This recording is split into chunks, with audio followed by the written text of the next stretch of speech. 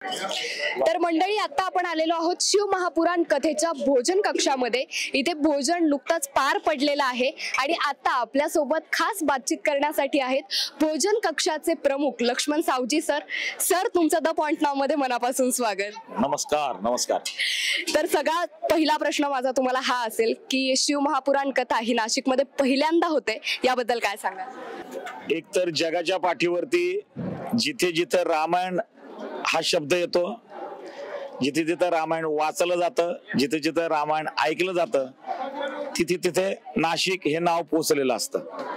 रामायणाशी निगडीत नाव असल्यामुळे आणि त्याच्या सुद्धा आणखीन महत्वाचं जे विषद करता येईल की नाशिकला दक्षिण काशी म्हणतात.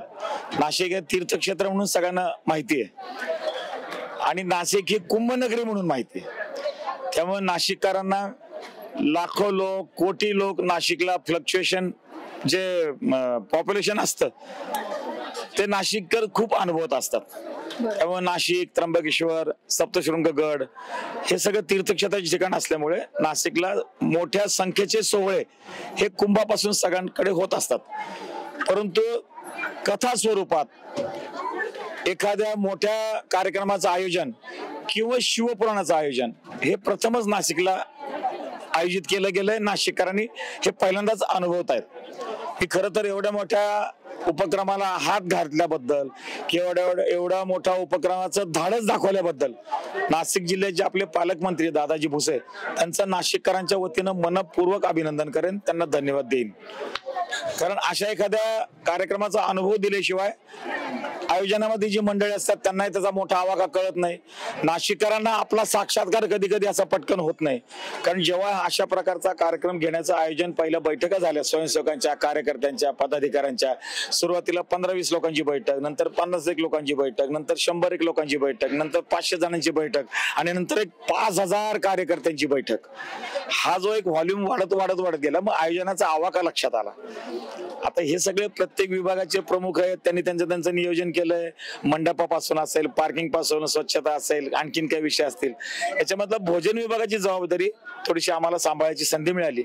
माझ्याबरोबर आमचे ज्येष्ठ मित्र आहेत, हे नगरसेवक आहेत, आर.डी. धोंगडे ते आहेत. आणि भोजन विभागाचा आवाका आम्हाला सुरुवातीला खूप चिंता होती की हे कसं होईल, ते कसं होईल, या वस्तू कशा येतील, एवढा पुरवठा होईल का. सुरुवातीला जे बजेट काढलं ते मोठ्या आकड्याचं निघालेलं होतं आणि मग हा सगळा मोठा आकडा कसं काय जमणार. मग नाशिक मधल्या काही संस्था त्याच्यामध्ये धावून आल्या मदतीला आणि मग असं करत करत जेव्हा खऱ्या अर्थानं ते 20 तारीख जेव्हा आली जवळ, त्यावेळेला जो मदतीचा ओघ सुरू झाला की याच्यामध्ये श्रद्धेनं भाविक मंडळी माझं काहीतरी याच्यामध्ये योगदान असलं पाहिजे.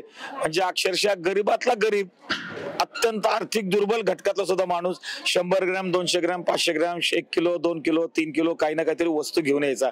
आणि मग जसं प्रयत्न सुरू झाले, जसं माहिती झालं तसं मोठ्या प्रमाणात मग तेलाचे डबे असतील, आट्याच्या गोण्या असतील, तांदळाच्या गोण्या असतील, साखरेच्या गोण्या असतील, डाळी असतील आणि असं भाजीपाला असेल, असं मोठ्या प्रमाणात दात्यांनी दानशूरपणे मोठ्या उदार मनानं या कार्यक्रमासाठी दिल्या. आणि पहिल्या दिवसापासून आज 21, 22 ते 19 पासून हा सगळा आपला इथला यज्ञ सुरू झाला अन्नदानाचा. आणि त्या दिवसापासून इथं कुठल्याही गोष्टीचं कमतरता पडलेली नाही. अधिक काही लोकांनी काही वस्तू बनवून आणल्या, काही मिठाई बनवून आणल्या आणि या ठिकाणी वाटप केलं. म्हणजे अगदी वेफर्स पासून, चहापासून, नाश्त्यापासून, बिस्किटापासून, उपम्यापासून, मसाले भात, सगळं अनेकविध पदार्थ लोकांनी बनवून आणले. आणि मग सगळा हा जो विषय, लाखो लोक या ठिकाणी प्रसादाचा लाभ त्या लोकांनी घेतला. एक प्रचंड अनुभव आहेत. एक तर महिला सेविकांची संख्या प्रचंड होती. म्हणजे एक डॉक्टरांचं महिलांचं पथक होतं, एक वकील महिलांचं पथक होतं, एक घर कामगार महिलांचं पथक होतं.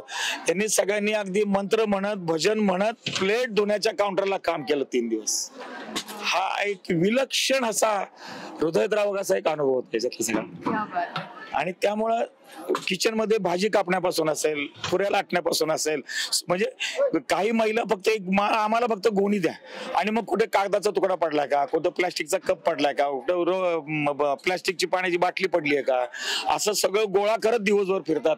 आणि त्या कोणाला त्या नाव सांगत नाहीत, कुठून आले सांगत नाहीत, काही नाही. आम्हाला सेवा करायची होती. इथं आलेला प्रत्येक व्यक्ती, महिला असेल पुरुष असेल, सेवा भावेनं त्या कंपाऊंडच्या आतमध्ये आले आणि सेवा भावनेनं बाहेर पडले. इथं कोणी आमदार आले असतील, खासदार आले असतील, मंत्री आले असतील, असतील, नगरसेवक आले, हे सगळे त्यांचे राजकीय आयुध बाहेर काढून आले. इथं आला प्रत्येक माणूस सेवेकरू म्हणून आला आणि एक विलक्षण असा नाशिककरांनी हा सगळा अनुभव घेतलेला आहे. क्या बात आहे.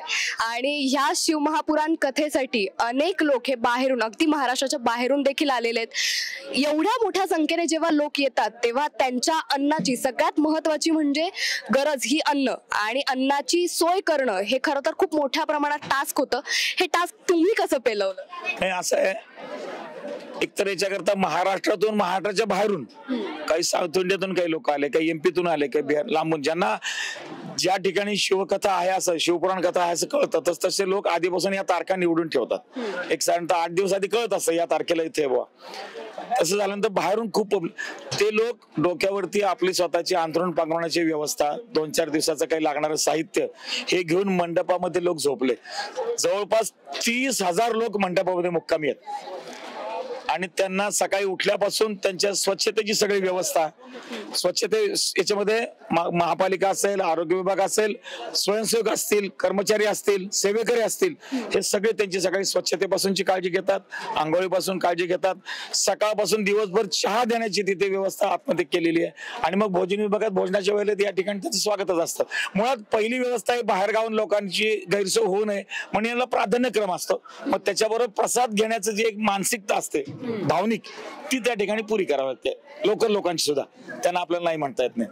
त्यामुळे जवळपास बाहेरून आले 30,000 लोक आणि लोकल 70,000 लोक, किमान 1 लाख लोक या मंडपामध्ये रोज या सेवेचा लाभ घेतात. आणि एवढी सगळी सेवा मनोभावे नाशिकचे स्वयंसेवक, सेवेकरी, महिला, पुरुष सगळे करतात. हे खरंच ऐकून एक नाशिककर असल्याचा अभिमान आता या क्षणी मला पण वाटतोय. आणि सगळ्यात महत्वाचं म्हणजे या संपूर्ण शिवमहापुराण कथेचं आयोजन हे नाशिकचे पालकमंत्री दादा भुसे यांनी केलंय. त्यांचा या सगळ्यात कसा सहभाग होता? नाही, मुळात दादा भुसे पालकमंत्री आहेत हा भाग वेगळाच आहे. आयोजनामध्ये त्यांची पुढाकार घेतलाय, बरोबर आहे, परंतु कुठल्याही सामान्य कार्यकर्त्याला, श्रम करणाऱ्याला किंवा सेवेकऱ्याला ते कधी मंत्री रूपात न भेटता एक सेवेकरी म्हणूनच कायम समोर आले आणि सकाळी उठल्यापासून रात्री झोपेपर्यंत प्रत्येक सेवेकऱ्याकडे, प्रत्येक सेवेकडे, प्रत्येक डिपार्टमेंटकडे, प्रत्येक व्यवस्थेकडे त्यांचं बारकाईने लक्ष आहे. मग त्यांनी सरकार दरबारी पोलिसांकडे असेल, सुरक्षा व्यवस्था असेल, आरोग्य असेल किंवा काही असो, त्यांचं प्रत्येक ठिकाणी त्यांचा स्पर्श आहे. त्यांच्या आयोजनामध्ये त्यांचं भावनेनं ओतप्रोत भरून त्यांनी या सगळ्या विषयाकडे, श्रद्धेने या सगळ्या विषयाकडे पाहिलेलं आहे. क्या बात आहे. आणि नुकताच तुम्ही उल्लेख केला की स्वच्छतेबाबत, भोजन कक्षातली स्वच्छता, याबद्दल काय सांगा? नाही, मुळात कसं आहे की इथून जे अनाउन्समेंट करतायत कार्यकर्ते, त्यांची अनाउन्समेंट असेल हा एक भाग झाला, हा तो एक व्यवस्थेचा भाग झाला. परंतु मला सांगताना 21 तारखेपासून ह्या मंडपामध्ये इतके लोक येऊन जात आहेत, ह्या मंडपामध्ये एकदाही झाडू मारावा लागला नाही. एवढी त्या लोकांनी जेवल्यानंतर खरकट सांडणार नाही याची काळजी घेतली. झाला कचरा तर कोणीतरी साफ करून टाकला. पण प्रत्येक वेळेला, म्हणजे महाराष्ट्रामध्ये मी अनेक सोहळे पाहिलेत, पण स्वच्छता सभा मंडपातली किंवा भोजनगृहातली अशी स्वच्छता बाहेर कुठे आपल्याला अनुभवायला नाही. इथे ती सगळ्यांनी काळजी घेतली. लाखो येणाऱ्या भाविकांचं त्याच्यामध्ये, त्या स्वच्छतेमध्ये योगदान आहे असं मला वाटतं. क्या बात आहे. आणि शिवमहापुराण कथा सुरू होऊन आता एक 4-5 दिवस झालेले आहेत. आता असा कुठला या 4-5 दिवसातला असा एखादा अनुभव आहे की जो कायम लक्षात राहील? नाही, आता असं आहे की मुख्य प्रदीपजी मिश्रा जे शिवपुराणातलं त्यांची जी वाणी आहे ही प्रासादिक आहे, मधुर वाणी आहे. या विषयावरती त्यांचं महात्म्य म्हणा किंवा कमांड ही मोठी आहे आणि नक्कीच त्याचा परिणाम होतो. त्याच्याशिवाय एवढे लाखो लोक येणार नाहीत. आणि तो श्रद्धेचा आणि धार्मिक विषय, त्याच्यामध्ये जो जसा जेवढा शिरेल तेवढं ते तादात्म्य पावेल सगळ्या विषयामध्ये. धन्यवाद सर, तुम्ही एवढा वेळ काढून आम्हाला प्रतिक्रिया दिल्याबद्दल.